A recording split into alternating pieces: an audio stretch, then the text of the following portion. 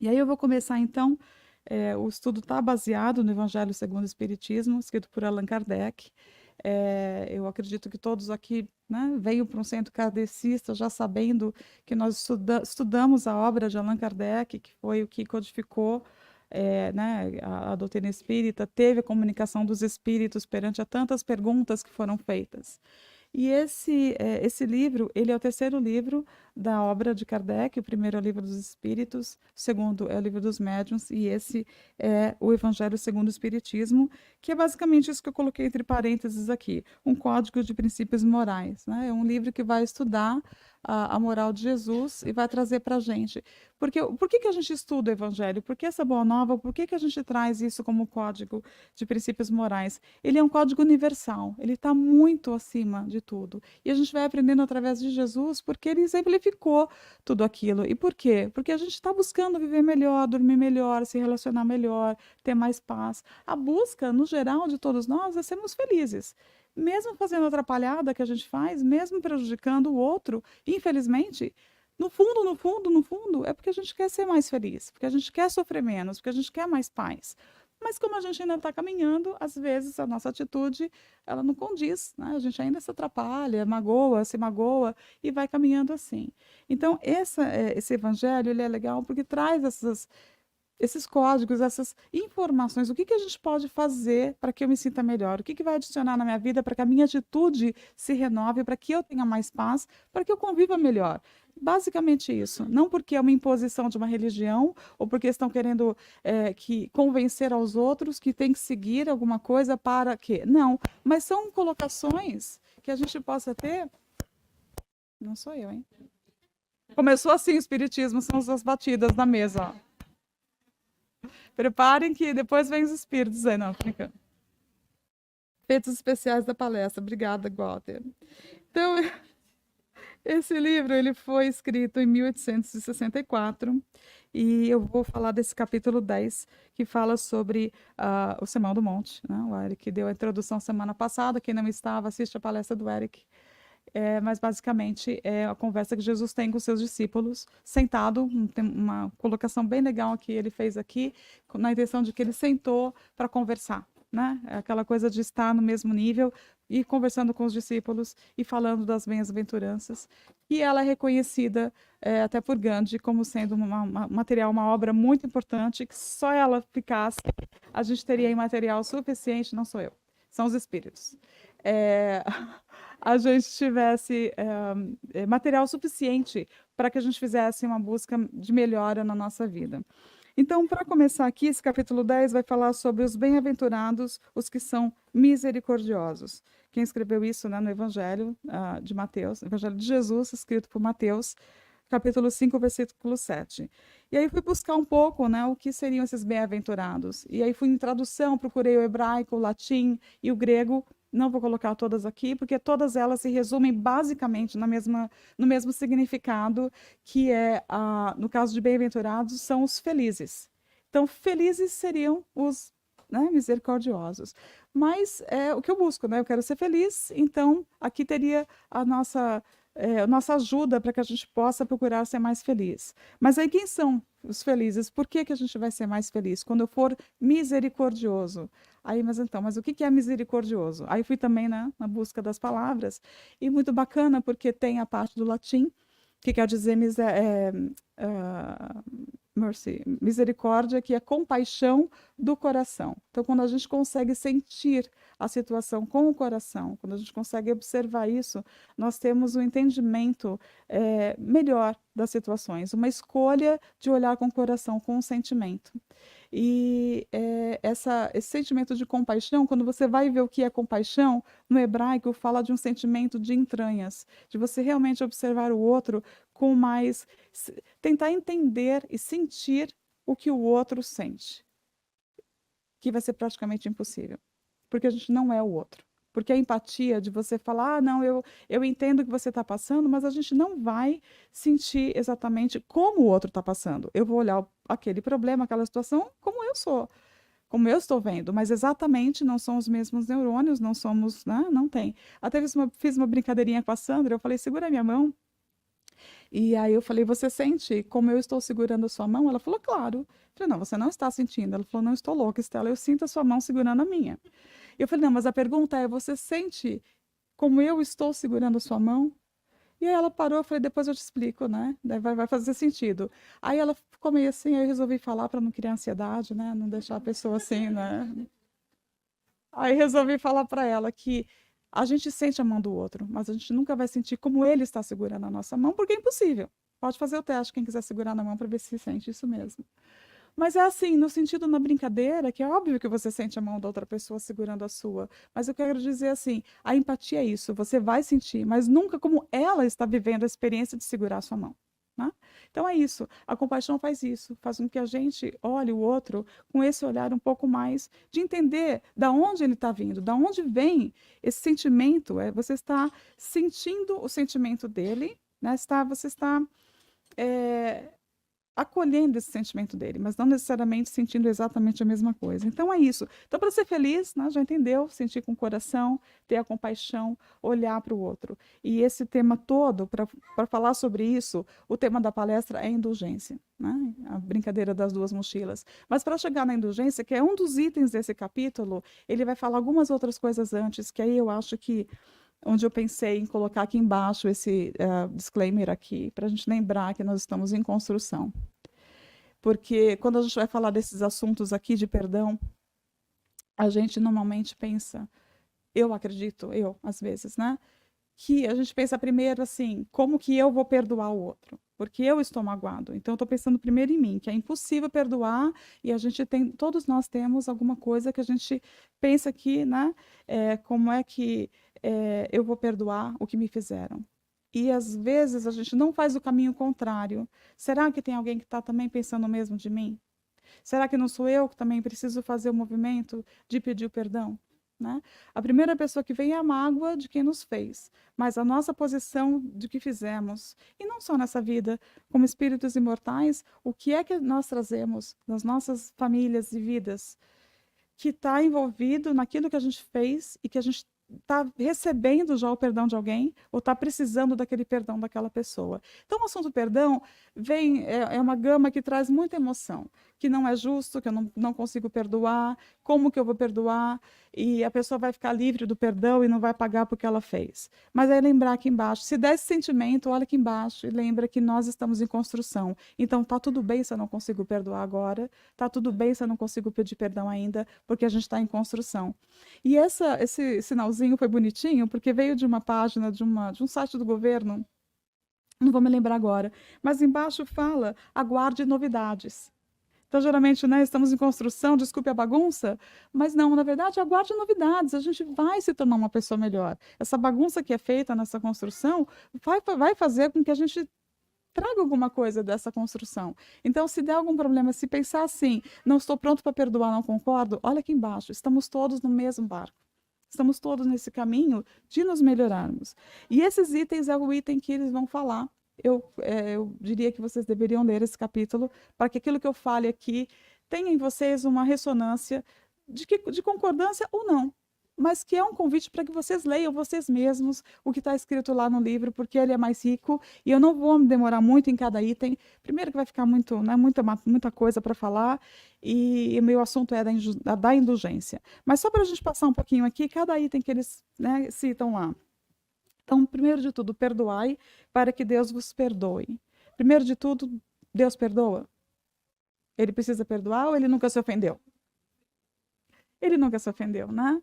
É claro que isso aqui é uma colocação que a gente tem que entender, né? Tempo, espaço, como isso foi falado, para quem foi falado. Mas pensar que a gente perdoa para que Deus vos perdoe, já é uma desconstrução disso, de que o amor, a gente talvez precise não aprender a perdoar, mas a gente tem que aprender a amar. Então, à medida que a gente vai exercitando mais o amor, vai ficando mais fácil perdoar, porque a gente nem se ofendeu. Né? O seu filho lá pequeno, quando ele chora porque você quebrou a bolacha em dois, que não era, ele queria a bolacha inteira, isso, né? Você fica nervosa com ele, grita com ele, né? Você entende, aquele momento da criança passa e você ama muito mais do que aquele momento. Então, com o passar do tempo, nesse processo de construção, a gente vai aprender que vai amar mais e vai precisar perdoar menos. Então, aqui vai falar sobre isso, né? Então, aqui, perdão é um exercício que a gente vai estar exercitando esse perdão. É aos poucos. A gente não vai fazer esse movimento porque o cérebro não comporta, porque a nossa posição evolutiva no momento não comporta. E alguns espíritos conseguem. A Marisa estava comentando na aula daquele pai que conseguiu perdoar a pessoa que estava dirigindo um carro, que teve um acidente, que matou o filho dele. E o rapaz foi para a cadeia e esse homem conseguiu adotar aquela pessoa na cadeia como filho dele e deu para ele o suporte, deu perdão. Quando a gente escuta uma história dela, fala, eu nunca conseguiria, talvez a gente acha que não. Mas ele já vem num processo de construção, que naquele momento ele conseguiu fazer esse movimento de perdoar.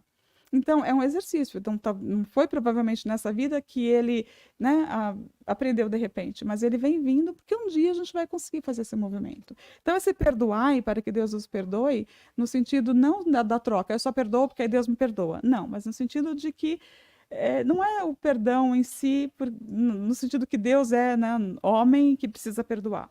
Mas ele é muito mais que isso, ele é um amor infinito. E aí, os espíritos falam para a gente que se você não consegue perdoar, o grande começo já é não devolver, né, o mal que te fizeram com o mal, ou seja, devolver o mal com o bem. Isso, se a gente conseguir fazer, já é um grande passo, um grande começo, de você não se vingar, não continuar na questão, né, de olho por olho, dente por dente. Porque quando a gente fala de perdão, no fundo, quando a gente fala, a gente quer a justiça. Porque nós, historicamente, até mesmo por conta da lei de Talião, o olho por olho, dente por dente.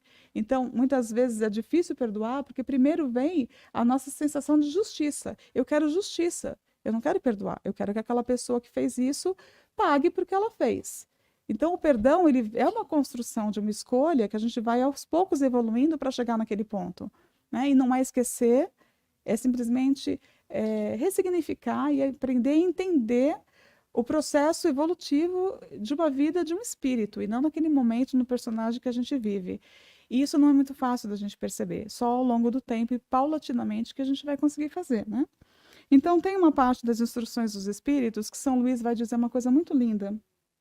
Ele diz que quando a gente pede perdão, né, para Deus, para que Deus nos perdoe, ele diz o seguinte, que pedindo-lhe que perdoe os vossos desvios, o que lhe pedis é o favor de sua graça, para não reincindires neles. É a força de que necessitais para enveredar por outras sendas, as da submissão e do amor, nas quais podereis juntar ao arrependimento e reparação. É uma forma bonita de pedir, né? Perdoe as minhas ofensas, as minhas dívidas, como nós perdoamos aos outros, ou perdoe, quando a gente pede para ele nos perdoar. Eu achei muito lindo isso, ele dizer isso, que para que Deus nos dê força, para que nós consigamos fazer esse movimento quando chegar a nossa vez.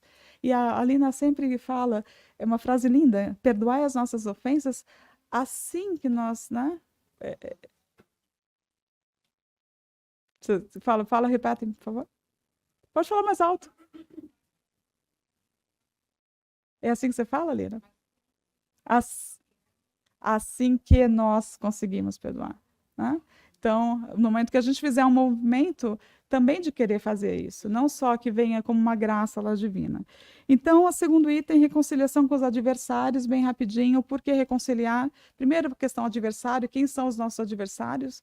Eu não são inimigos, mas são pessoas que têm talvez opiniões diferentes. Mas por que reconciliar com os nossos adversários? Primeiro, porque a vida, né, nós somos imortais e a gente vai levar tudo que a gente fizer com a gente. Então, se a gente não resolver muitas coisas nessa caminhada, ela vai continuar. Ai, obrigada, meu amor. Obrigada. Obrigada. Estou muito feliz com a abundância da água. Obrigada. Só que quando você faz uma oração, é que você recebe. Eu pensei assim, eu queria tanto um pouquinho de água, consegui um pouquinho de água. Obrigada, Sandrinha. Perdi até o rumo do que eu estava falando, lembrei. Como a gente tem temos várias, né, várias experiências, esses nossos adversários que vêm de antes, ou fazemos agora, ou vamos fazer ainda. Então, por que a gente tem que se reconciliar? Para não levar para frente a encrenca. Se a gente conseguir resolver aqui ou amenizar, isso vai levar com a gente, porque a gente vai sair desse corpo e vai seguir com os problemas.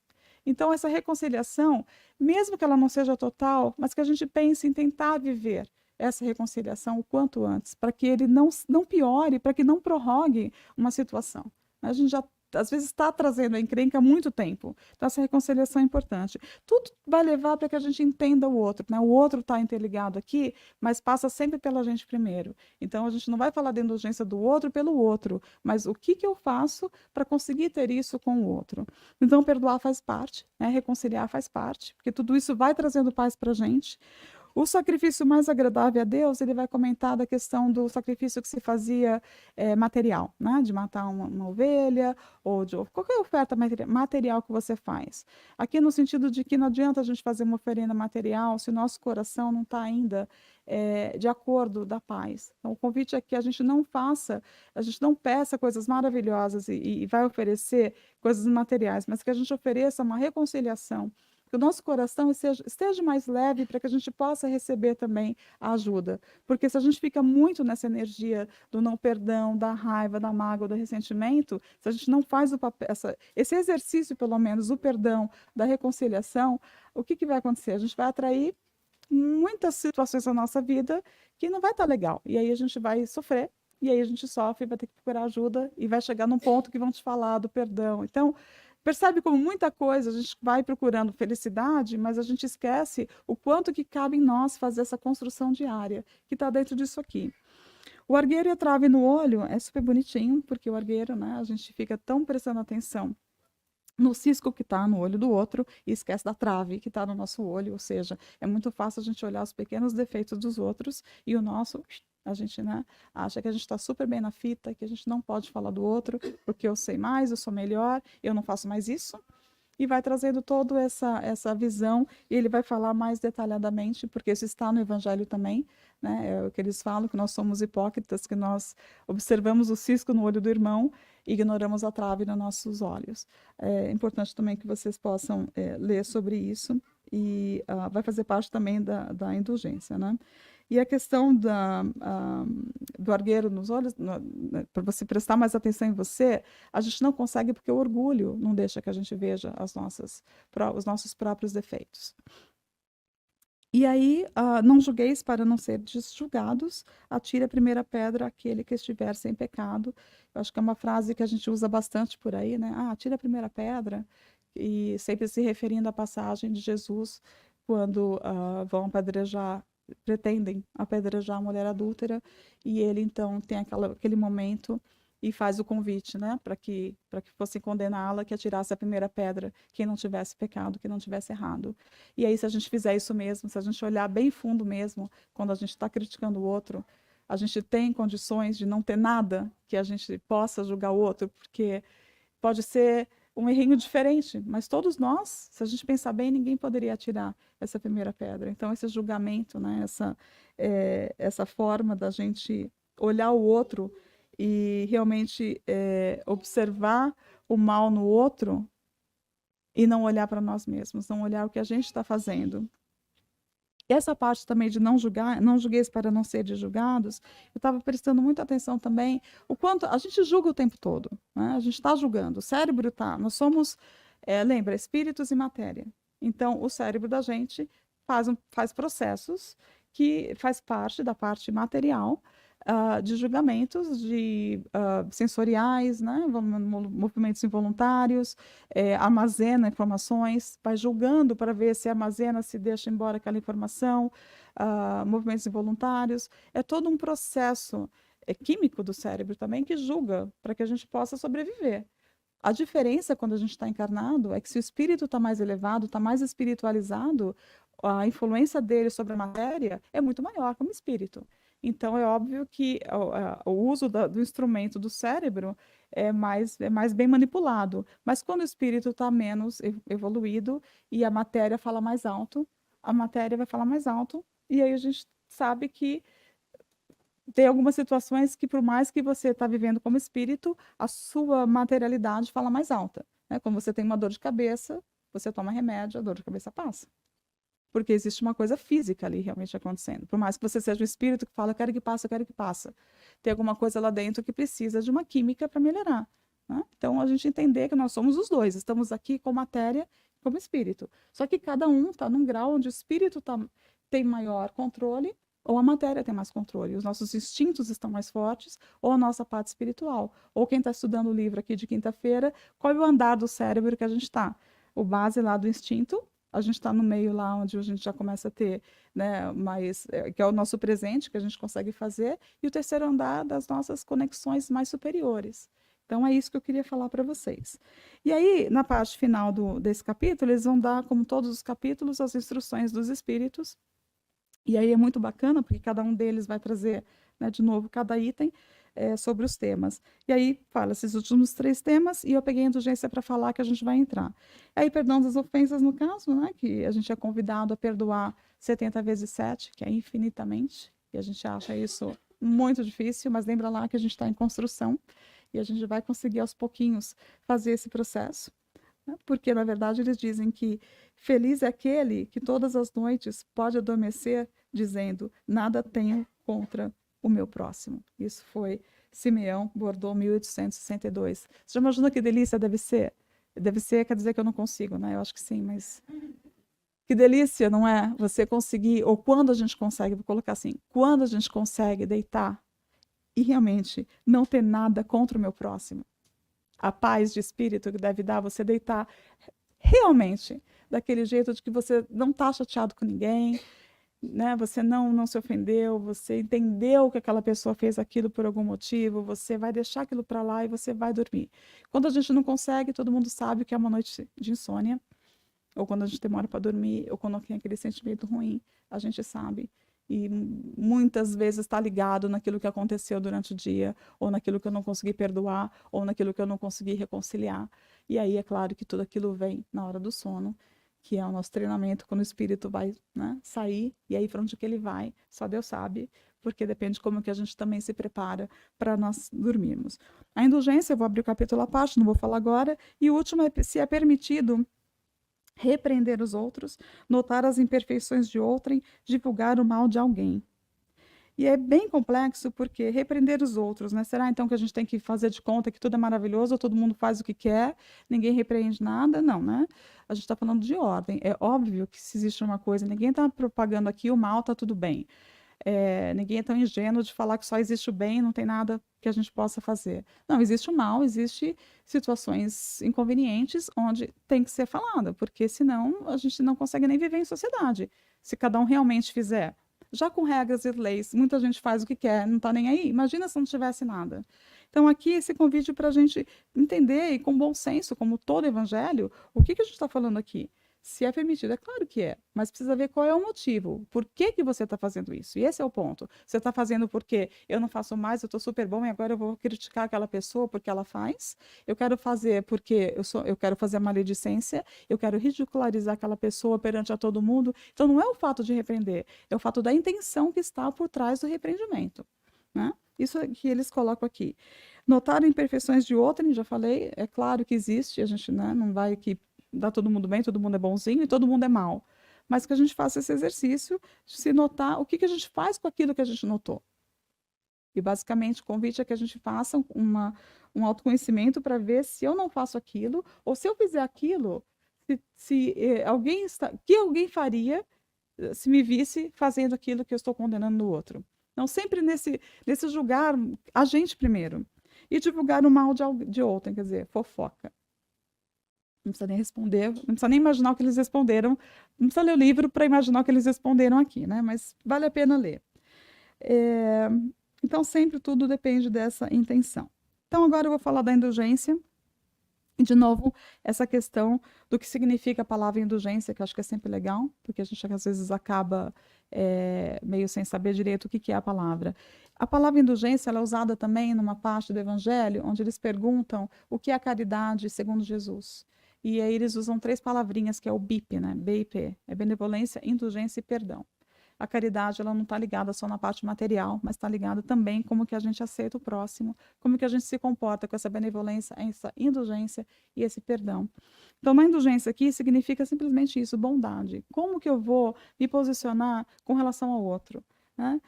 Para ser gentil, ou perdão de uma pena, que a gente possa realmente desculpar. Essa disposição de olhar para o outro e desculpar, né? Com bondade.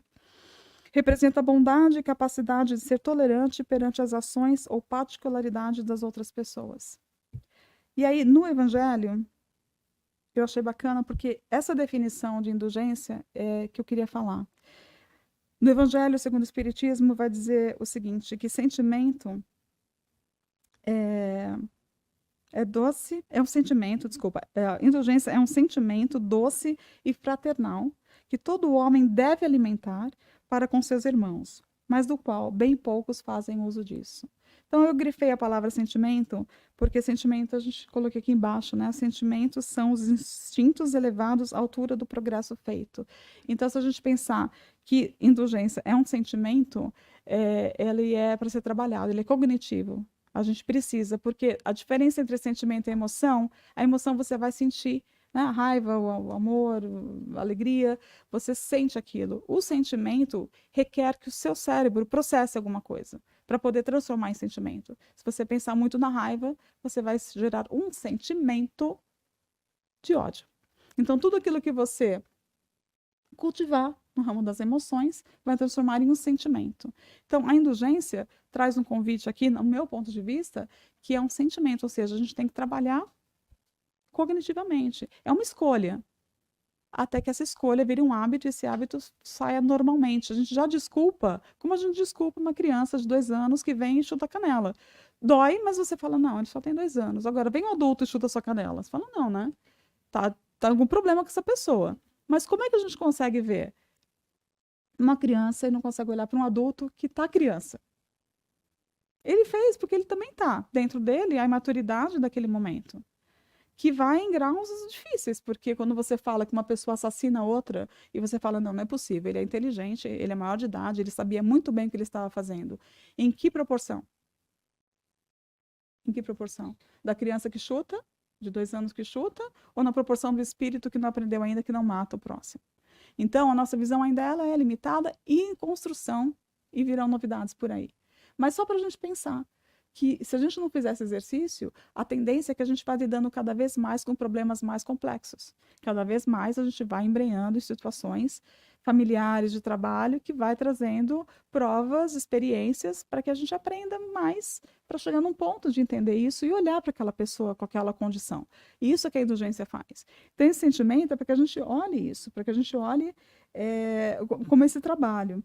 E o deve alimentar, a gente vai ver também o porquê que a gente deveria alimentar essa indulgência. O que que me traz? Como que eu faço isso? Por que que eles dizem que deve? O que que me traz de bom?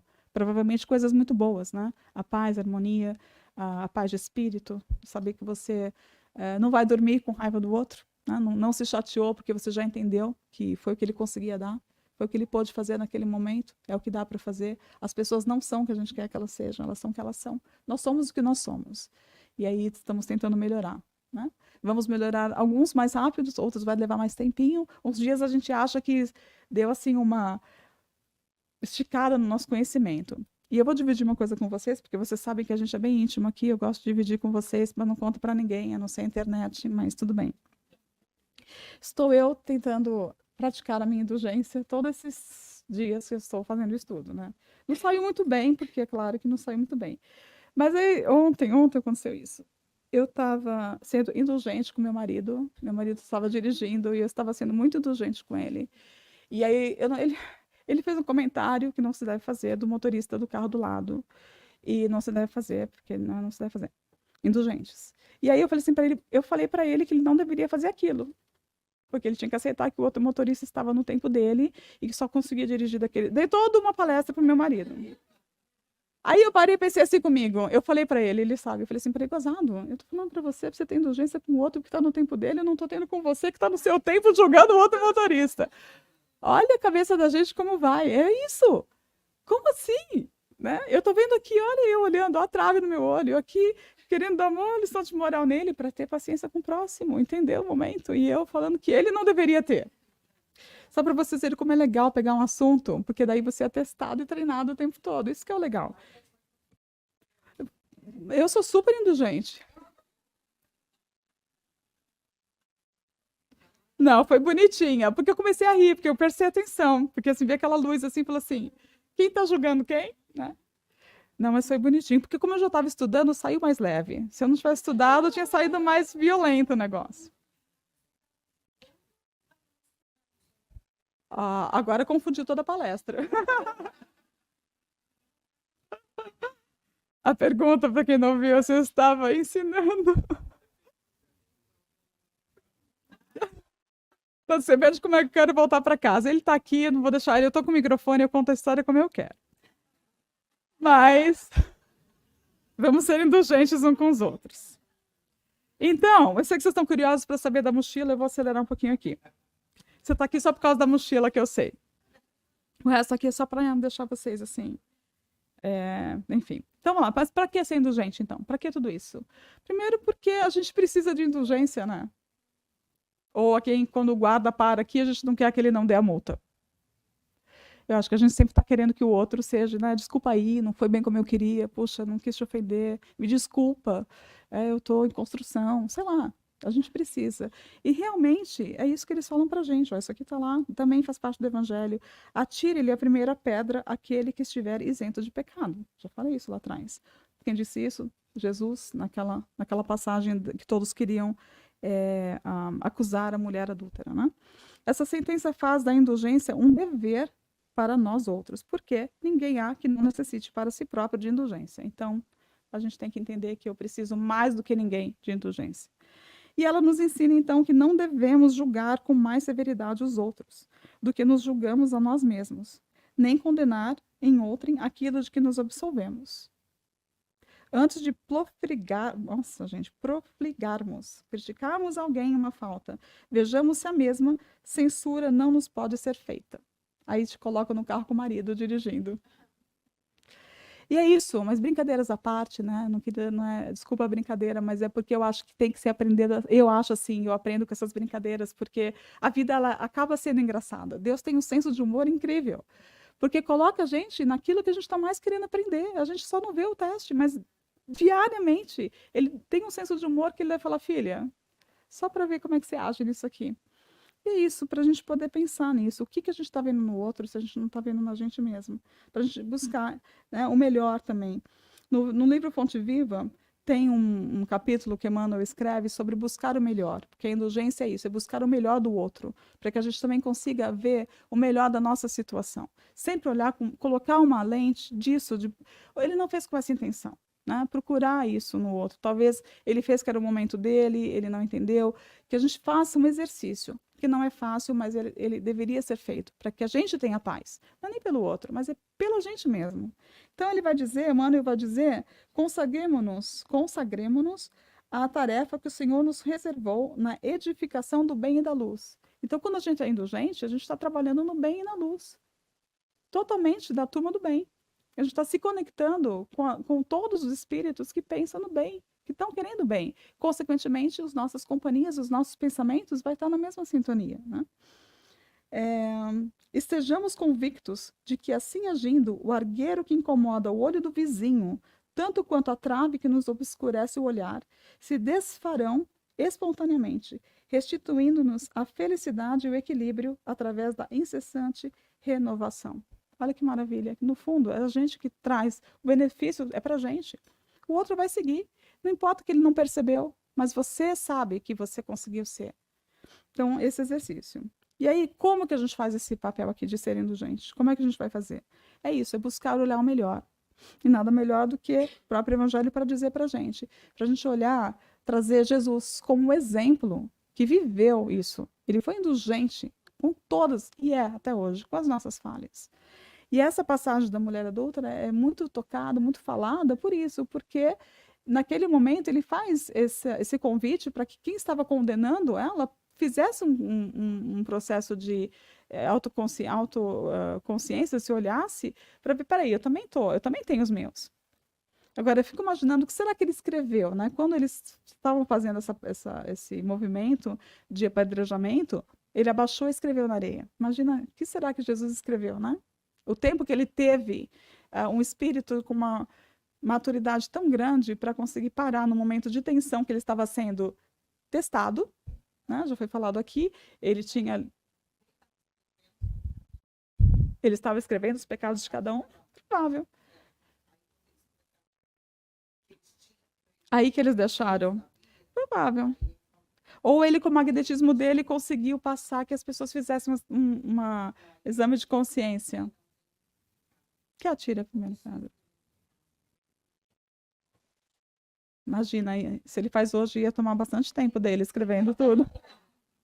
Então, olha, busquemos algo no olhar de Jesus para nossos olhos e a crítica será definitivamente banida do mundo de nossas consciências, porque então teremos atingido o grande entendimento. Eu achei fantástica essa palavra, o grande entendimento. O que que é? Que nos fará discernir em cada companheiro do caminho, ainda mesmo quando nos mais inquietantes espinheiros do mal, o irmão nosso necessitado, antes de tudo, de nosso auxílio e de nossa compaixão.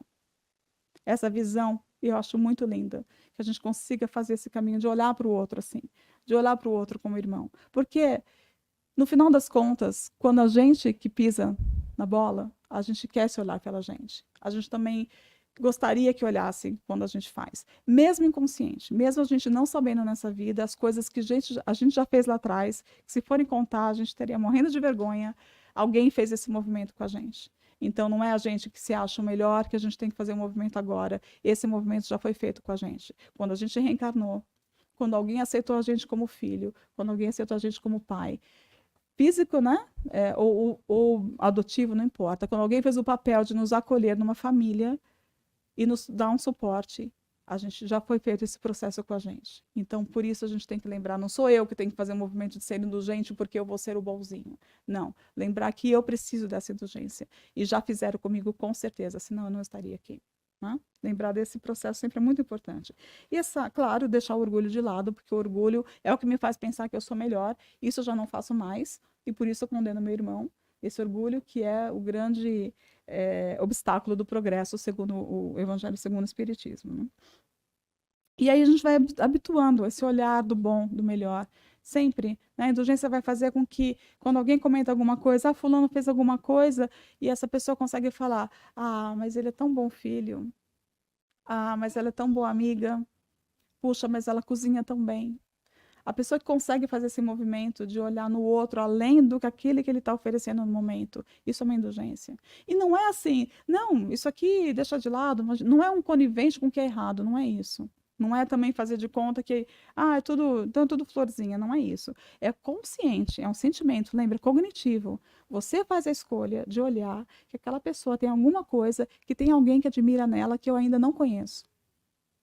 Porque a gente às vezes fica irritada com uma pessoa, mas ela tem uma qualidade que alguém gosta nela, porque ela tem amigos, ela tem pessoas que gostam, e você não conhece aquele lado às vezes. A gente conhece só um lado. Né? Então é isso que eu queria falar. Eles vão dizer para a gente que a gente tem que considerar, para ser indulgente, isso também. Nós temos maus pendores a vencer, defeitos a corrigir e hábitos a modificar. Temos um fardo mais ou menos pesado para alijar. Estamos num processo de aprendizado e evolução.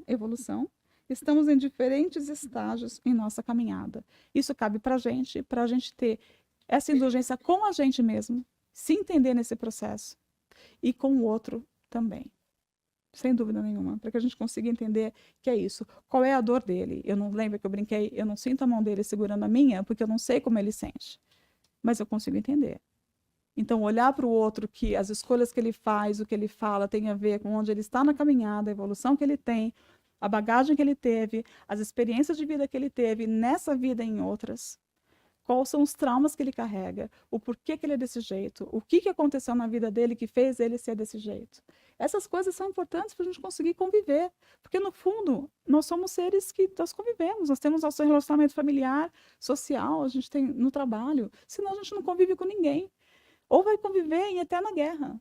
Ou vai para casa e não dorme à noite, porque a gente vai para casa com toda a bagagem de mágoa e de raiva e de injustiça que a gente sabe que foi. E foi mesmo, muitas vezes a gente sabe que foi. Mas como é que eu vou lidar com isso? Como é que eu vou trazer paz para mim? Como que eu vou olhar? Foi uma injustiça? Por quê? Eu não vi toda a história? Porque eu ainda não me coloquei numa posição de que eu não sou a vítima? De que aquele momento eu ou trouxe para mim, ou eu estou passando porque eu tenho que aprender alguma coisa, e aquilo vai me fazer uma pessoa melhor? Então, muita coisa para que a gente traga para a gente ferramentas para a gente conseguir ter mais paz.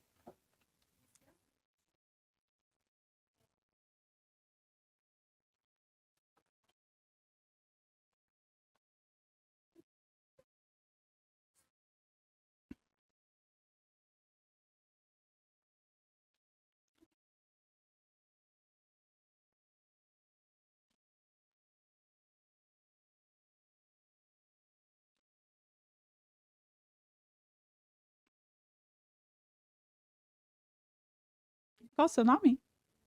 Neiva, obrigada. É verdade, a Neiva está falando, para quem, né, online, não sei se dá para ouvir, essa questão da mágoa, né? Que a mágoa, na verdade, tudo passa primeiro pela gente. Agora, não sei se a gente consegue ainda não se magoar, porque ainda faz parte a gente sentir isso. A questão é isso, é descobrir o que que essa mágoa vai fazer comigo, o que que ela está me trazendo, onde eu estou ficando doente, onde eu estou atraindo mais coisas, para que eu faça um movimento de tentar transformar essa mágoa em uma coisa positiva. Mas a mágoa ela é importante para a gente poder entender também, né, a gente tem sentimentos, senão a gente não sentiria nada, seríamos psicopatas, e aí complicaria tudo, porque aí você não sente a compaixão, você não sente nada, nem a mágoa, você não tem a percepção. Então, algumas emoções que a gente sente, que a gente acha que é negativa, elas estão aí para despertar coisas para a gente poder fazer um movimento de mudança, né? Isso é importante, mas muito bom. E aí devemos alimentar, como eles dizem lá no começo, né, a definição de indulgência, que devemos alimentar essa indulgência. E eu trouxe um trecho do livro Calma, psicografado por Chico Xavier, né, pelo Espírito de Emmanuel. Ele vai dizer, então, como é que a gente faz, então? Porque daí, tá, já vi algumas coisas, como é que eu faço no dia a dia? Então, ele vai dizer para que deixemos essa misericórdia, lembra, essa compaixão do coração, essa entranha, esse sentimento que a gente tem pelo outro, auxiliar as nossas ocorrências para que possamos interpretar pelo lado melhor das pessoas e situações do caminho, que a gente escolhe olhar o melhor, né, de tudo. Né, eu sempre uso. Você deve achar que eu sou uma motorista super louca, não, eu estou bem melhor. Mas, pensa assim, eu gosto de dar o exemplo do trânsito, porque todos nós passamos aquela raivinha no trânsito, no dia a dia. Mas pensa bem nisso, né? Às vezes, você olhar aquela pessoa que te cortou com uma indulgência de que ela cortou, ou ela não sabe dirigir bem, ou ela realmente está tendo ela está com uma emergência, ou ela recebeu uma notícia, ou ela realmente, não sei, escolher ter esse pensamento, porque senão a gente entra na raiva. Se você olhar para ela como alguma coisa está acontecendo que ela precisa chegar, que bom, que chegue onde ela precisa chegar em segurança, porque dirigindo desse jeito, não sei se chega. Pensamentos. Eu achei ótima essa ideia, acho que a gente devia implementar aqui. Eu tive na Irlanda há pouco tempo e os carros lá têm letras atrás do carro. Tem uma letra, um L enorme, o outro tem N de novato, e o outro não tem nada. Então, assim, o carro com L é o que está aprendendo, é os nossos adolescentes aqui que tiram o permit, né, para dirigir. Então, você sabe que aquele carro é uma pessoa que ainda não tem a carteira oficial, ela está dirigindo por 2 anos com L. E o N é um noviço que já tirou, mas ele só vai tirar o N depois de 2 anos. Ou seja, para você ter um carro sem a letra atrás, você tem que pelo menos ter passado já 4 anos aí dirigindo. É muito legal, porque se você imaginar, se você tiver um L no carro na sua frente e ele fizer uma bobagem, você já dá um desconto, porque ele não sabe, né? O N fala, melhorou. O sem nada, você já sabe que ele está melhor. Devia ter para as pessoas também, quem concorda? Não, tô brincando. Quem pensou isso não está dentro da. Pensa bem, gente. Não, é verdade. Eu tô brincando para vocês rirem, mas é verdade. A gente tem que lembrar que nós estamos em graus diferentes, sim. Nós estamos ainda aprendizes, nós estamos noviços ainda, nós estamos um pouco mais experientes. E isso que faz toda essa escolha da nossa caminhada. Então, quando a gente faz isso, que a gente também possa olhar os nossos problemas pelo lado melhor. Ter uma posição mais positivista na vida. Então, lembremos-nos de que Deus nos governa cada um pelas forças da justiça, mas nos compreende e espera a todos com infinito amor. Então, lembra quando eu falo que a gente busca justiça antes de perdão? Deus não deixa de ter a justiça. Só que antes da justiça dele vem o amor dele infinito. Então o amor cobre uma multidão mesmo. Porque quando você põe o amor, tudo muda no julgamento. E finalmente, da nossa parte, uns diante dos outros, saibamos igualmente compreender e esperar. E agora vem a história das duas mochilas. Porque é isso. Essa última frase aqui, que é do livro, que engata com a história que eu vou contar para vocês, é isso, né? Que a gente uns diante dos outros, saibamos igualmente compreender e esperar. E aí vem a história por trás das duas mochilas. Eu estava conversando com as minhas irmãs no WhatsApp, e aí ela comentou essa história que eu vou contar. E aí a minha filha perguntou para mim, do que você vai falar domingo? Aí tentei explicar da indulgência, ela falou o quê? Eu falei, vou resumir. E aí eu contei a história, porque foi a história que minha irmã me contou. Queria que vocês olhassem essa foto um pouco. E a história é o seguinte, eu não consegui achar o autor, realmente. Eu achei uma matéria que diz que o nome dele é Gilberto Denucci. Ele conta uma história que nós caminhamos na Terra em fila indiana, como se nós caminhássemos em fila indiana. Todos nós temos duas mochilas. Uma mochila na frente, com as nossas virtudes, e uma mochila atrás, com os nossos defeitos. Como a gente está em fila indiana, nós olhamos a mochila de defeito dos outros. Não olhamos as nossas virtudes. E esquecemos que atrás de nós tem alguém olhando os nossos defeitos. Por que eu queria trazer para vocês essa imagem que eu achei fantástica? Eu queria, porque isso me ajudou e tem me ajudado a olhar cada um de nós com as duas mochilas. Eu queria convidar que essa semana vocês olhassem para as pessoas e lembrassem que todos nós temos as duas mochilas. Nós temos as nossas virtudes e temos que olhar para elas. E temos os nossos defeitos, porque nós somos seres duais, nós temos o bem e o mal dentro da gente, e nós oscilamos. Então, quando você olhar alguém que você está achando que a mochila dela está ali muito grande, né, e você está vendo só os defeitos, lembra que na frente ela tem a virtude. E talvez, só quando você ficar frente a frente com uma pessoa, a gente vai conseguir compreender melhor as virtudes dela.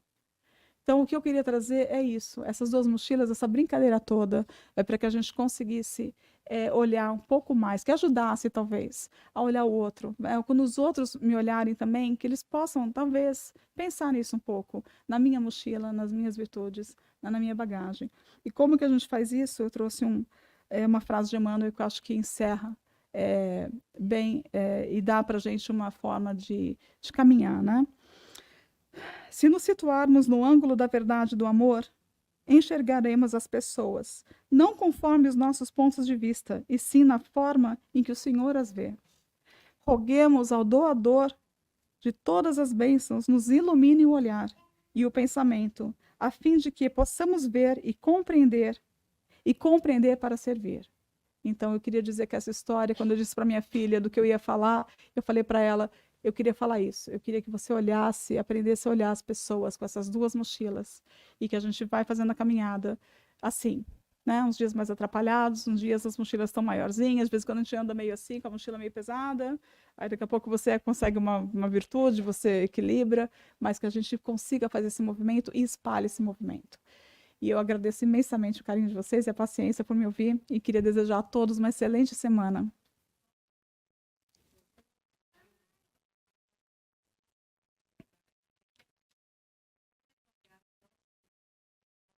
Sim, foi o que eu falei, a gente está tão preso a olhar a mochila do que está na frente e esquece da nossa virtude.